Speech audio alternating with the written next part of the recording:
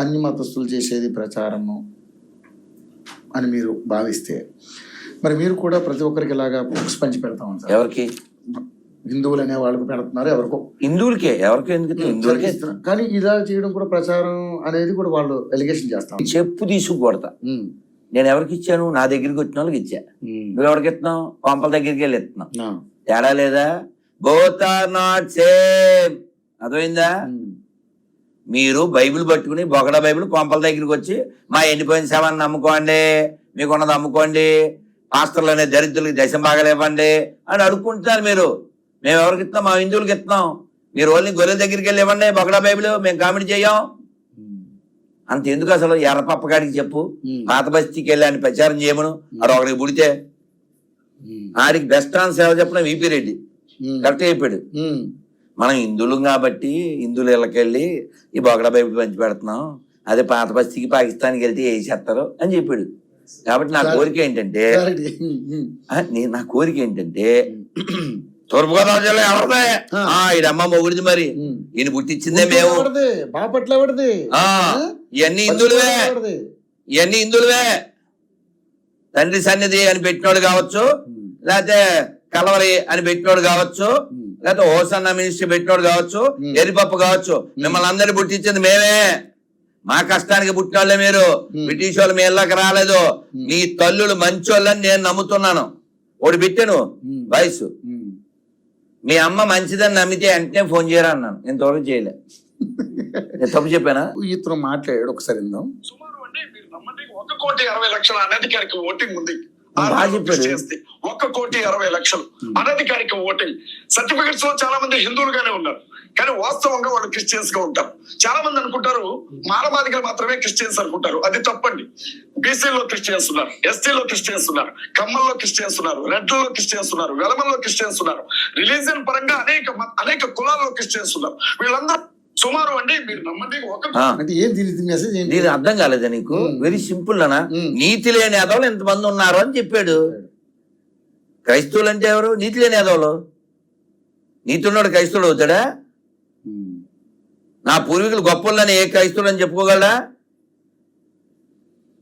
Certificate లో నాకు కులం అక్కర్లేదు అనే క్రైస్తవుడు అని చెప్తాడా?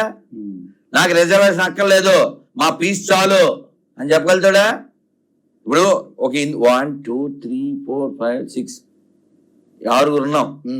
మనం అందరం చెప్పగలం నాకు బైబిల్లో ఉన్న పేర్లతో పని లేదు, బైబిల్తో అవసరం లేదు, నా పూర్వీకులు బైబిల్ని ఫాలో అయిన పిచ్చోళ్ళు కాదు నేను చెప్పాను. చెప్పను అటువైపు చెప్పను.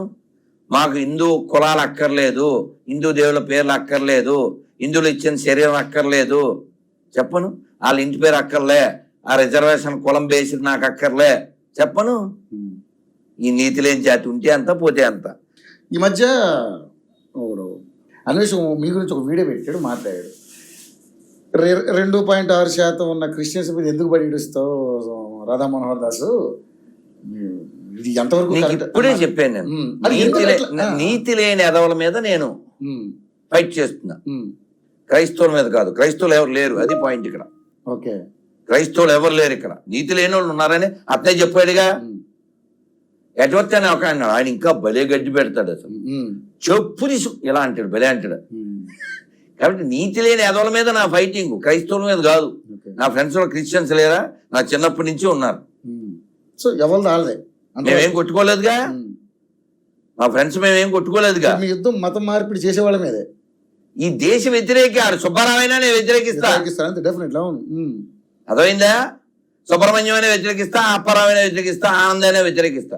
నా ఫ్రెండ్స్ క్రిస్టియన్స్ లేరేంటి? సరే ఓకే, మీ ఫ్రెండ్స్ క్రిస్టియన్స్ ఉన్నారన్నారు కదా. ఇప్పుడు విజయప్రసాద్ రెడ్డి అని ఒక పాస్టర్ ఉన్నారు సార్, అది విపి రెడ్డి గారు. చాలా బాగా నాకు బాగా నచ్చుతాయి, ఎందుకంటే ఆయన మంచిగా చెప్తాడు, మంచి కూడా చెప్తాడు, మంచి కూడా చెప్తాడు, అలా చెప్పినట్టు ఉంటది. అంతేనా? సరే ఓకే, నాకు అనిపించింది. అంటే మిగిలిన వాళ్ళతో పోలిస్తే బెటర్ గా కనబడతాడు. చెప్పు, నువ్వేం చెప్పాలనుకున్నా. ఆయన కూడా అదే రాధా మనోహర్ దాస్ లాంటి ఒక మంచి అద్భుతమైన వ్యక్తి కూడా ఇలా కులాల మధ్య కుంపటి, మతాల మధ్య కుంపటి పెడతా ఉన్నాడు, ఎందుకు అట్లా చేస్తా ఉన్నాడు అనేది ఆయన ఒక మాట. అది పెట్టేది బైబిల్ కదా, అది పెట్టేది ఖురాన్ కదా, మనం కాదుగా. ఇప్పుడు నువ్వు ఒక గవర్నమెంట్ ఆఫీస్కి వెళ్ళు, కులం ప్రస్తావన లేకుండా నీ పని అవుద్దా? ఆ? ఓ చర్చికి మసీదుకి వెళ్ళు, మతం ప్రస్తావన లేకుండా నీ పని అవుద్దా? అదే గుడికి వెళ్ళు, నిన్నెవడో కులం అడగలే, గోత్రం అడుగుతారు. ఎందుకని? నామని చెప్పడానికి, అంతే కదా. కాబట్టి ఎవరు ఎక్కువ ఉంటే బాగుంటుంది ఈ ప్రపంచం? ఈ సనాతన ధర్మ లక్షణాలు కలిగిన వాళ్ళు ఎక్కువ మంది ఉండాలి, అప్పుడు ప్రపంచం బాగుంటుంది. ప్రపంచం బాగుండడం అంటే ఏమిటి? వైరాగ్యంగా ఉండడం. విపి రెడ్డి గారిని చెప్పండి, వైరాగ్యంగా ఉండమని చెప్పండి. హిందువులు ఇళ్ళ దగ్గరికి వెళ్ళొద్దని చెప్పండి, పాత బస్తీకి వెళ్ళమని చెప్పండి. అర్థమైందా? రాముడు దేవుడు, నేను నమ్మాను, త్యాగరాజ స్వామి వారు నమ్మారు, రామదాస్ గారు నమ్మారు అని చెప్పారు. ఉండేది రాముడొక్కడే, ఊరకే చెడిపోకు ఓ మనస అని పాటలు పాడారు. కానీ ఎవరి కొంపల దగ్గరికి వెళ్ళి రాయ్ నువ్వు గాని రాముని నమ్మకపోతే వేసేస్తారు కోదన్నది అలా చెప్పలేదు. కాబట్టి విపి రెడ్డి గారి దగ్గర ఏమన్నా హ్యుమానిటీ ఉంటే, మానవత్వం స్టార్తో కాకుండా మానవత్వం గురించి 9 ఏళ్ల పిల్లకి పెళ్లి చేయమన్నాడే, అతను ఎవరో ఇతను మాట్లాడమని చెప్పు. రాళ్లతో కొట్టమని చెప్పాడు మన బొగడ బైబిల్లో. విగ్రహారాధన ఈ దేశంలో అంతర్భాగం. ప్రపంచంలో ఎక్కడ తవ్వినా విగ్రహాలు దొరుకుతాయి. మొన్న ఒకటి బయటపడ్డది కదండి, అది అంత చాలా. ఒకటేంటి, ర్యాలీలో ఒకటి చూసాము అలా సిమిలర్.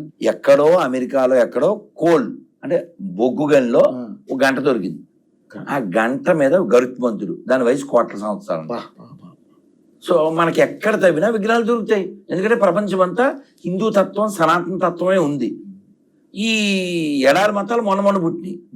నేనేమంటా అంటే, ఇప్పుడు వాడికి ఆ చొక్కా రంగు ఎరిపిస్తాం, నాకేంటి ప్రాబ్లం?